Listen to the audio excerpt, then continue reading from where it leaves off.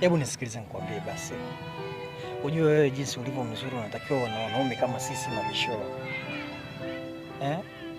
Hebu nikubalie basi. Yaani unajua kabisa mimi mwanafunzi bado nasoma. Na mapenzi wapi na wapi. Kwanza babangu mkali na muogopa, yaani sitaki kabisa kuhusiana na mambo ya mapenzi. Tatizo lako wewe muoga sana. Mimi baba yako mbona simuogopi hata kidogo?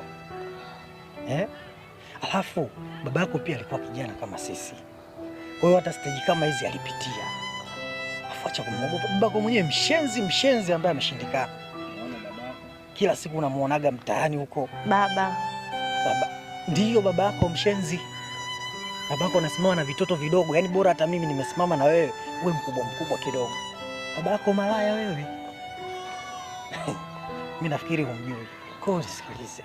Usiwe na wasiwasi na babako sijui nini. Baba. Ndiyo babako, kwani unamzungumzia nani? Umesikia? Wewe nikubalie. Masuala babako hayo chana naye, mshamba tu alafu babako. Mimi antishi. Na unajua kitaiki hapa makatika makontao na nini, mimi najuana nao. Umeona? Alafu masela wote wanangu, wewe babako asikutishe wala nini. Babako mwenyewe Zuchu tu. Baba. Pumbavu. Mimi Zuchu. Mimi Zuchu. Mimi malaya. Mimi malaya. Nilikuwa namwambia kwamba mimi malaya. Mimi Zuchu. Kijana. Unajua nani? Huyu mwanangu nimemkojoa pumbavu. Shenzi. Huyu mwanangu nimemzaa. Huyu mwanangu nimemzaa mwenyewe huyo unajua. Kwani unatia dharau? Kwa nini unanitia dharau? Sasa sikiza nikwambie. Unanitusi.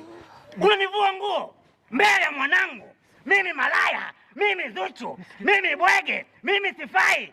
Unasimama na mwanangu unatia dharau. Unatia dharau.